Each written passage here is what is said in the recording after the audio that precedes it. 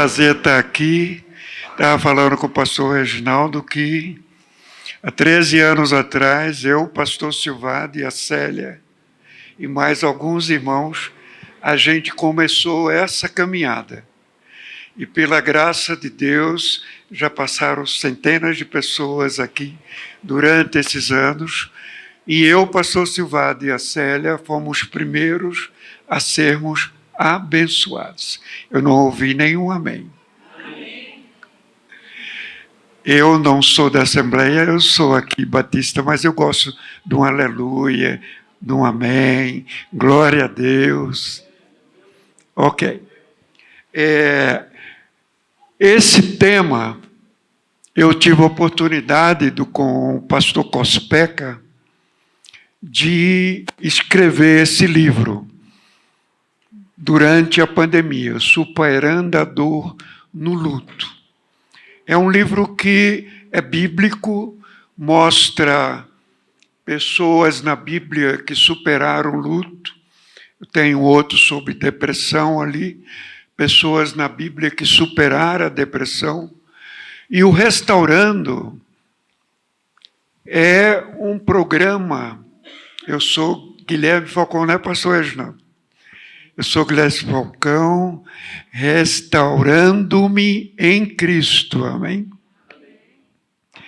É um programa onde não é da psicologia e não é só da teologia, mas é um programa que atende qualquer pessoa da igreja, não igreja, qualquer pessoa de qualquer lugar. É restaurando. E essa palavra restaurar, na psicologia, não é curar. Curar só Jesus cura, amém? E esse programa é para restauração. E o luto, vocês vão ver, é algo que há milênios, é algo assim, a gente tem dificuldade de encarar a morte. Brasileiro bate na madeira 3 vezes quando fala a palavra morte. Já ouviram falar isso? Superstição. Mas nós, cristãos, temos outra maneira de encarar a morte. Porque Jesus venceu a morte, ressuscitou, e ele disse: eu sou a ressurreição e a vida. Ninguém vai ao Pai senão por mim. Eu não ouvi nenhum aleluia assim. Pronto. Vamos lá. Esse livro a gente dedicou aos milhões de pessoas que tiveram entes queridos mortos durante a pandemia. Eu tive uma irmã, tive uma cunhada e tive um sobrinho. Naquele primeiro ano da pandemia, quem de nós não perdeu? E também já tinha perdido meu pai, minha mãe, e fui aprendendo como perder, como encarar o luto. A gente vai ver que tem luto patológico, luto doentio, que é o luto que dura mais de 2 anos. Tem gente que tem o quarto do filho como estava quando ele morreu. Isso é adoração, isso é criar um altar. Tem gente que tem um lugar na mesa para aquela pessoa que morreu. Isso também não é bíblico. Depois de 2 anos, precisa pedir ajuda psiquiátrica e psicológica. A gente dedicou os profissionais de saúde. Quantos profissionais de saúde morreram tratando pacientes com Covid? Psicólogo, terapeuta, conselheiros, pastores também. E agradecimento. A gente agradeceu a Deus, porque é um livro que está terminando a primeira edição, o de depressão já está na 2ª edição, e tem apoiado não só pastores, líderes e qualquer pessoa. Está numa linguagem que qualquer pessoa pode entender o recado do livro. Agradecemos à editora, aconselhados, pacientes. O que é que a gente propõe? Uma linguagem psicoteológica, fácil para qualquer pessoa entender. Teologia, estudo das questões referentes ao conhecimento da divindade, seus atributos, relações com o mundo, com o homem, a verdade religiosa. Teologia não é Bíblia. Teologia é o estudo dos atributos de Deus. Psicologia, ciência dos fenômenos psíquicos, do comportamento, conhecimento de estado e disposições psíquicas, de ideia de um indivíduo ou de grupo. A psicologia tem menos de 120 anos. A medicina tem mais de 5.000 anos. Então, é bem novinha. Psicoterapia do sentido. Viktor Frankl, judeu, passou por 4 campos de concentração e disse: a vida tem sentido em toda e qualquer situação. Por que é que eu estou trazendo ele?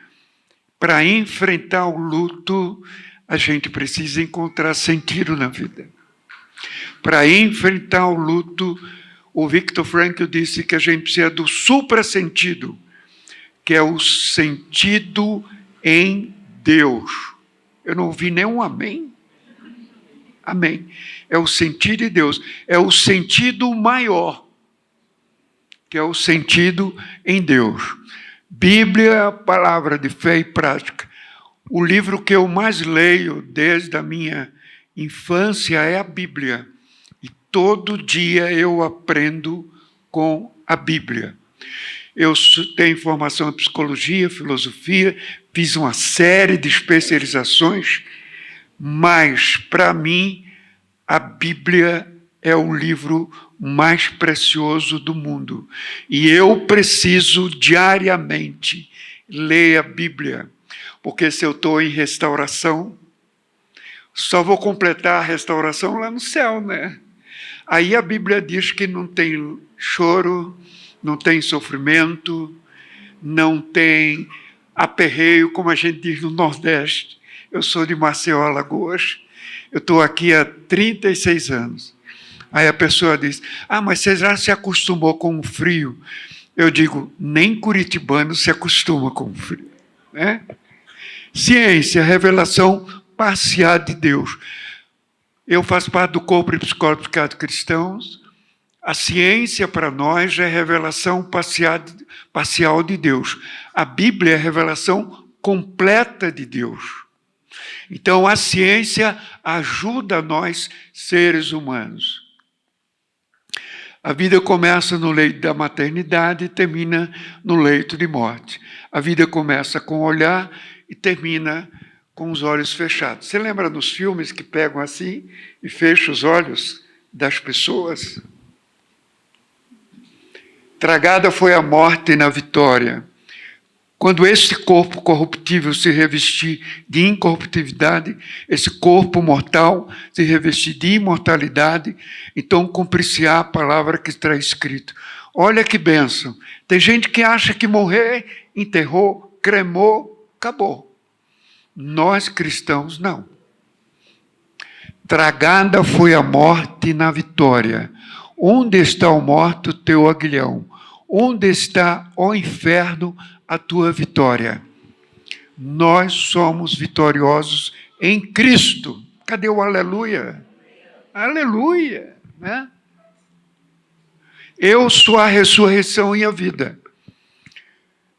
Jesus, quando foi ressuscitar Lázaro, as irmãs de Jesus disseram: Senhor, que se o Senhor tivesse aqui, Lázaro não teria morrido, porque eles já tinham visto ressurreição, cura de toda doença, expulsão de demônio, Jesus pregando: eu sou a ressurreição e a vida, aquele que crê em mim, ainda que morra, viverá.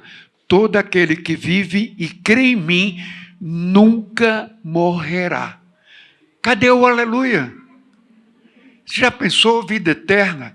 Aí a minha filha Gabriela, a gente estava num culto doméstico quando ela era criança, e eu falei que a gente ia viver no céu eternamente. Ela parou e disse, mas pai, eternamente? Eu disse, filha, sabe aquele dia gostoso que você não queria que terminasse? Sei, no céu vai ser assim todo dia. Aí ela olhou, vai ser bom, mas eternamente, pai? E até a gente tem dificuldade do eternamente, não é verdade? Por quê? Porque pela queda, pelo pecado, a gente olha mais pelas dificuldades que a gente tem do que as bênçãos que a gente tem. Tem um hino que diz, quantas bênçãos, quantas são. Eu passo um exercício de aconselhamento pastoral ou psicoterapia, que a pessoa, durante a semana, faça tópicos de quanta coisa Deus já fez na vida. Amém? Vai ser tanta bênção que a gente vai ficar com vergonha de reclamar. E tem gente que é assim, Curitiba amanheceu frio, vou pegar uma pneumonia. Aí amanheceu quente, vou transpirar e vai ficar suor, aqui vai ser horrível. Tudo ela reclama. Conhece gente assim? Eu aguento essas pessoas lá no consultório. Eu aguento no aconselhamento pastoral. Mas até alguns familiares, eu tenho um familiar que todo ano eu vou para Alagoas passar férias. É o meu sacrifício. E eu tenho um familiar lá, que eu estava na casa da minha mãe, familiar com a esposa, começou a falar, mas reclamou tanto, que eu, como psicólogo e pastor, fiquei com dor de cabeça. Agora, olha a sabedoria da minha mãe. Aí eu disse, mãe, como é que a senhora aguentou 1h30 de reclamação? Olha a sabedoria dela. Meu filho, entra por aqui e sai por aqui. Se você tem alguém na família ou algum amigo que reclama demais, aprenda com a minha mãe. Entra por aqui e sai por aqui. Senão você fica com dor de cabeça, não é verdade? A morte é chocante e o luto difícil. Quando a gente perde um ente querido, é uma dor muito grande. E essa dor pode durar. Eu aprendi na palavra e aprendi com Deus o seguinte. Quando eu perdi os meus pais, tenho em Jeremias, quero trazer à memória o que traz esperança. Lamentações de Jeremias 3:17. Eu só fiquei lembrando de coisas legais que eles fizeram. E até hoje eu lembro dele coisas legais. Se você quiser ter uma boa lembrança de alguém que se foi, principalmente um ente querido, faça uma relação de coisas legais que você teve o privilégio de conviver com eles. E para mim foi uma bênção lembrar deles com coisas boas. É uma boa dica, viu? Pode até que você não precise ir para a psicoterapia com esse exercício. Você não precisa passar pelo luto sozinho. O luto é uma tempestade silenciosa que todos enfrentamos em algum momento. Palavra de consolo, às vezes sincera, muitas vezes pode soar vazia frente à realidade avassaladora. Teve uma senhora que foi ajudar um menino de 15 anos que tinha perdido a mãe. Olha a besteira que ela falou. Meu filho, Deus precisa mais da sua mãe do que você. Olha para a pessoa que está ao seu lado e diga, nunca diga uma besteira dessa.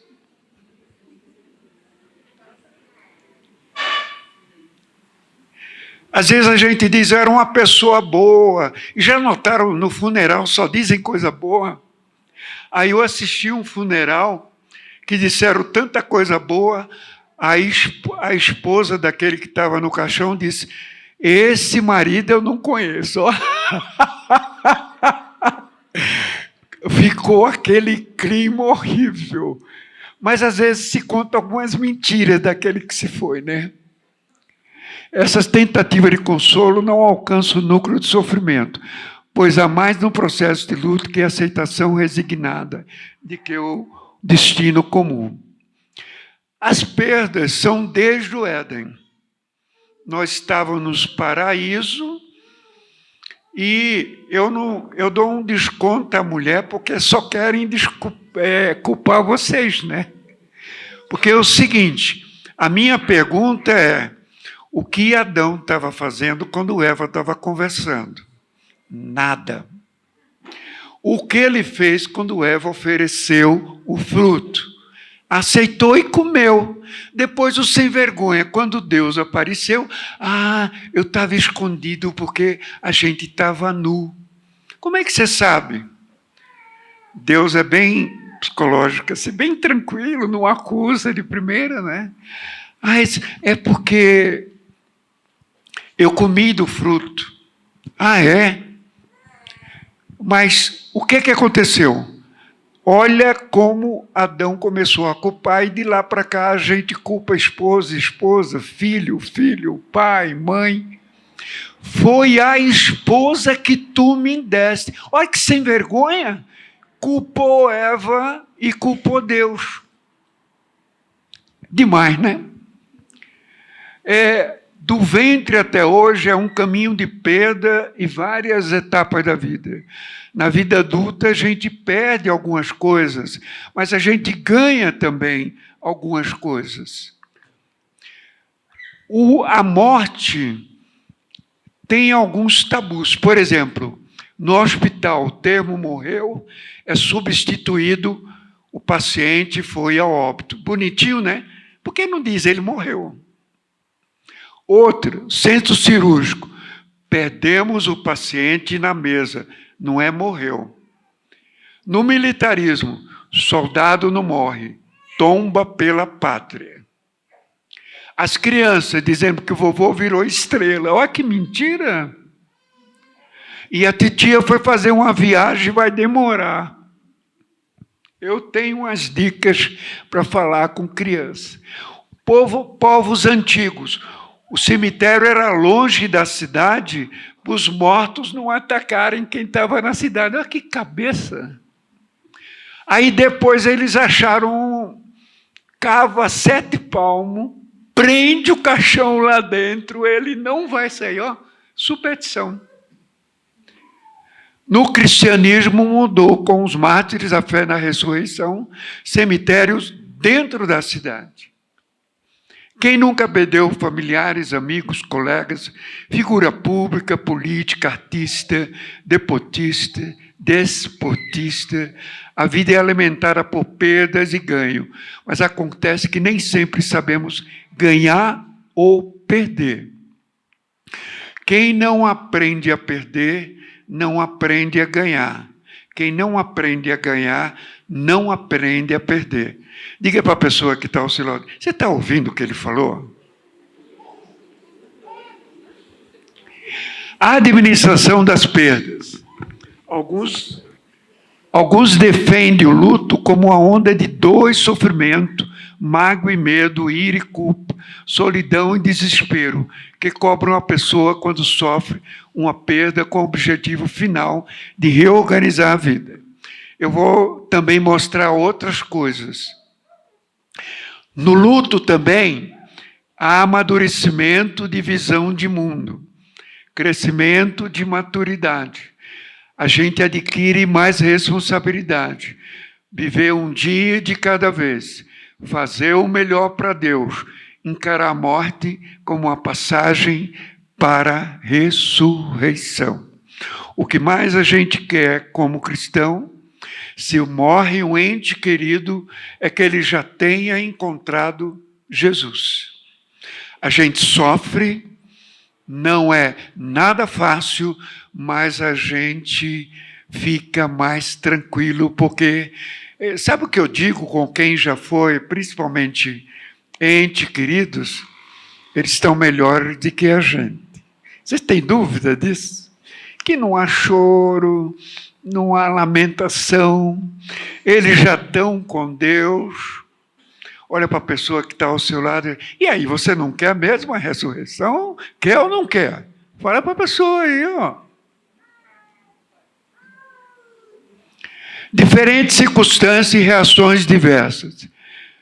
A morte pode vir, perda súbita, o que é horrível, que não há a despedida, o que foi na Covid, que a gente não pôde se despedir. Perda pauletina, aquela pessoa que sofre 1 ano, 2, 10, 5, né? Aborto, adolescência, perda do filho, quando criança.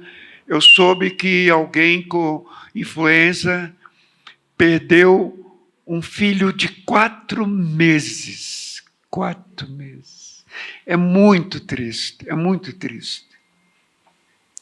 Perda por suicídio, daria uma noite de palestra, né? Perda por separação, perda dos pais. Choque no sepultamento. Quando sabe a notícia, aperto na garganta, soco no estômago, sensação de compressão no peito, desmaio. Já notaram que cada um da família tem uma reação? Alguém desmaia, o outro vai providenciar toda a burocracia para resolver, outro avisa todos os familiares e tudo, e o outro fica lá deitado, não consegue fazer mais nada. Ainda bem, cada um consegue fazer alguma coisa. Se todos desmaiassem, seria um caos completo, né? Como dar a notícia? Olha algumas dicas aí. Não tenho uma notícia boa para dar. Primeiro, é bom chamar pastor, padre, médico, psicólogo. Se não tiver, não tenho uma notícia boa para dar. Recebi um telefonema do hospital, me informaram que houve um acidente. Dá notícia aos poucos. Eu já tive paciente que recebeu a notícia na lata, assim. Seu pai morreu. Não existe uma forma fácil de contar isso. Mas, após o comunicado, abraçar, dirigir algumas palavras de oração, permanecer no local. Como falar para as crianças? Falar o que aconteceu numa linguagem dela. De 5 anos para cima, perguntar se quer participar do funeral. Deixar com alguém. Tem famílias que não dizem para o idoso que alguém morreu. É complicado.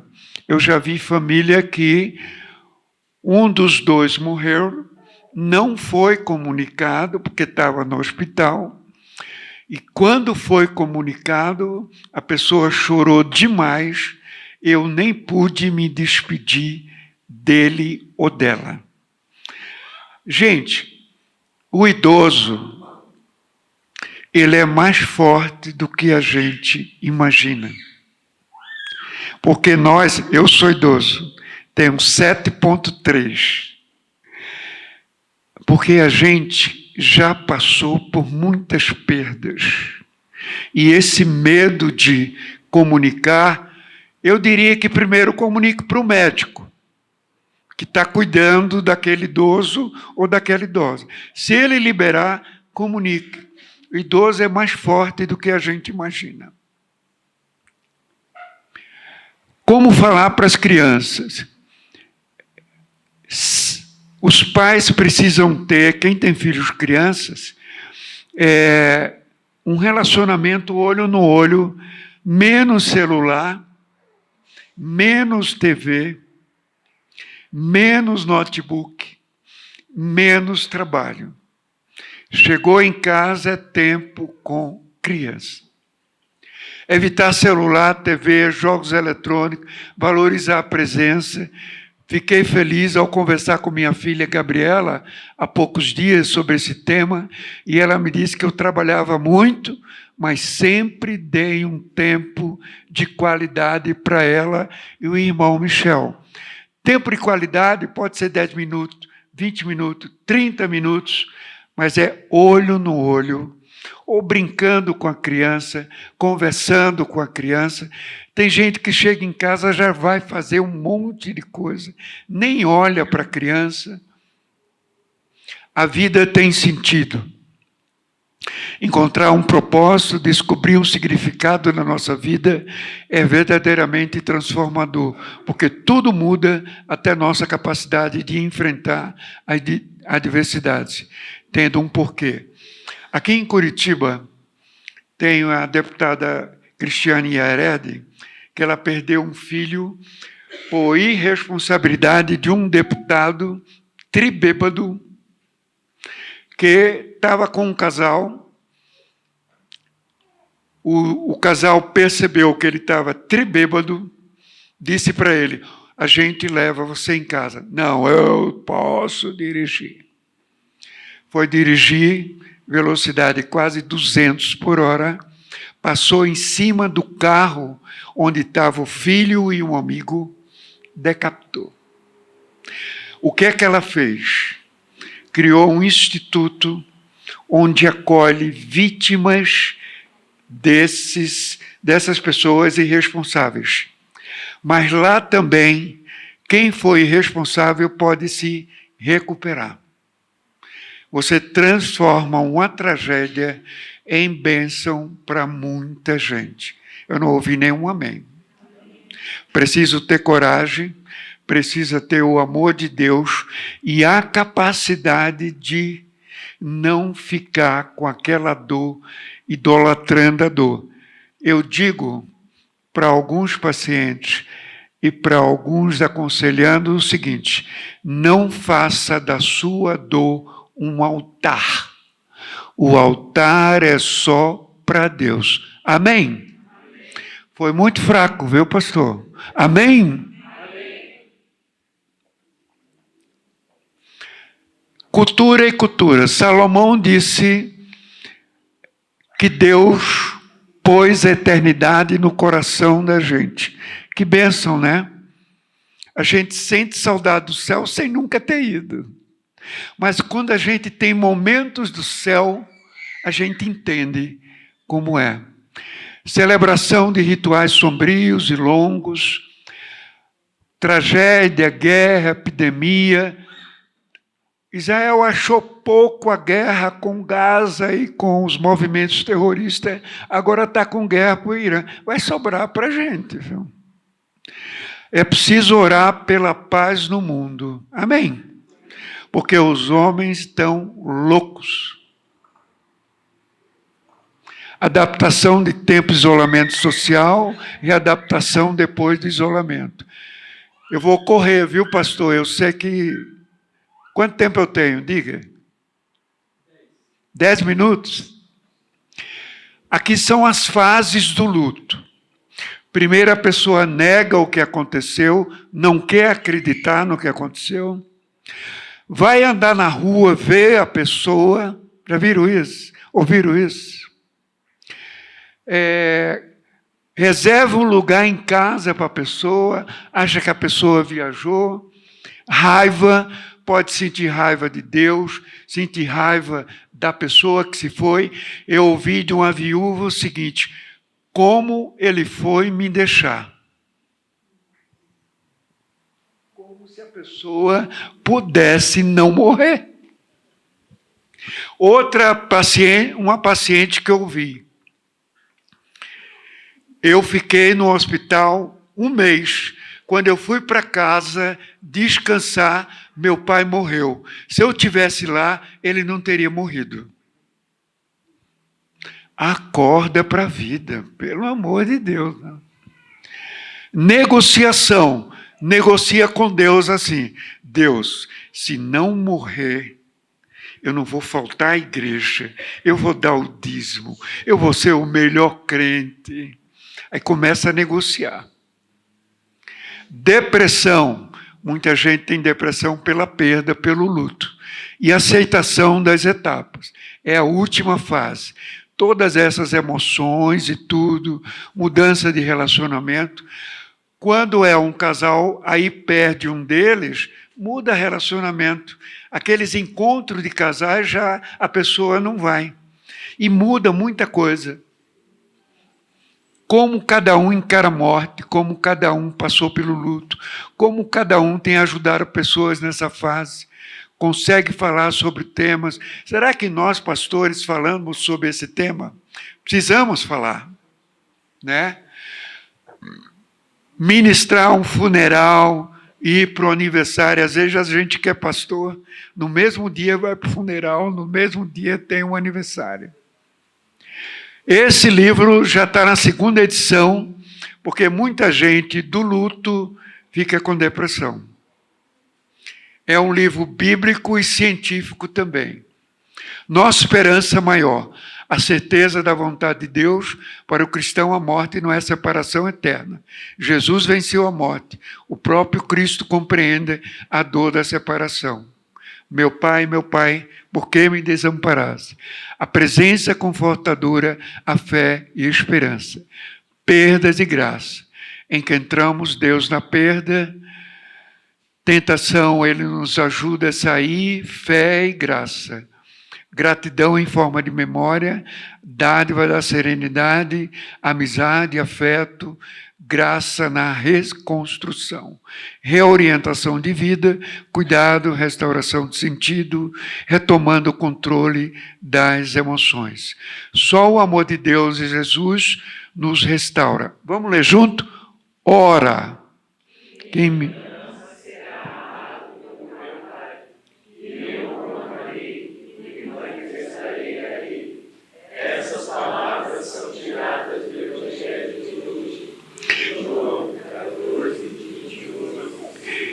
Fala para a pessoa que está ao seu lado, saia daqui com essa certeza.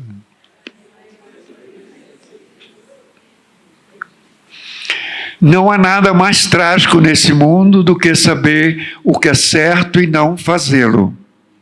Vocês têm um compromisso depois dessa palestra. Eu posso deixar os slides com o pastor, quem quiser acessar, de ajudar pessoas que perderam entes queridos e não conseguem sair do luto. Indicando psicólogo, indicando pastor. Que tal mudarmos o mundo começando por nós mesmos? Não ouvi nenhum amém. 3 dicas para enfrentar o luto. Se antes na vida a situação for boa, desfrute. Você está celebrando a vida todo dia ou você é um reclamão diário? Olha para a pessoa que está ao seu lado, não precisa reclamar, né? Reclame só de vez em quando. Se a situação for ruim, transforme. Quando a situação não puder ser transformada, se transforme. Amém? Nada vai nos separar do amor de Cristo.